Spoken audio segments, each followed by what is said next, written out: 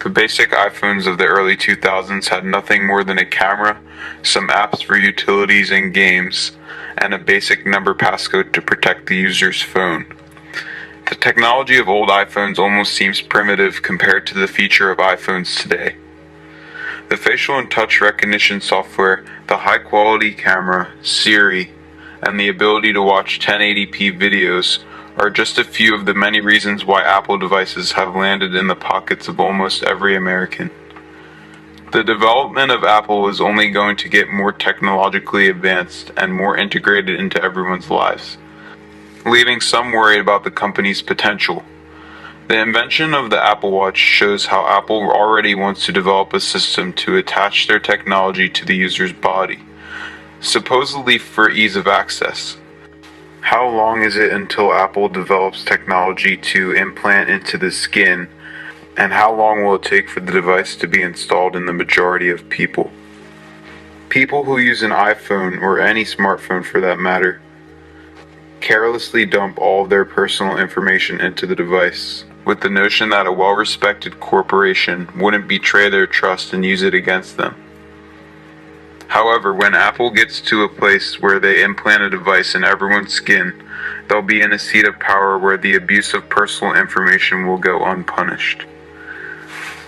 With the introduction of facial and fingerprint recognition technology in iPhones, many people are now giving away more information about themselves than ever.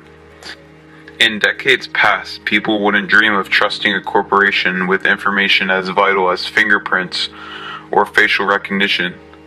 People didn't even trust banks as much, but now all the caution is thrown to the wind. Not only does Apple know every detail of your life through social media, search history, and iMessage, now they have everyone's fingerprint and face. Some biblical theorists suggest that Apple is the Antichrist. The mark of the beast will be imposed on humanity, and a false prophet will force the worship of the Antichrist and brand those who worship, signifying the imminent apocalypse. It's theorized that the Apple logo is a representation of the apple of knowledge bitten by Adam and Eve in the Garden of Eden, the force that separated man and God.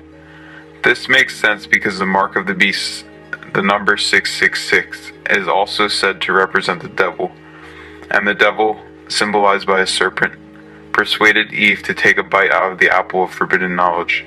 Being in the information age, humanity has become so enveloped in technology and the access to seemingly boundless information resulting from it, that it becomes a staple of life for some.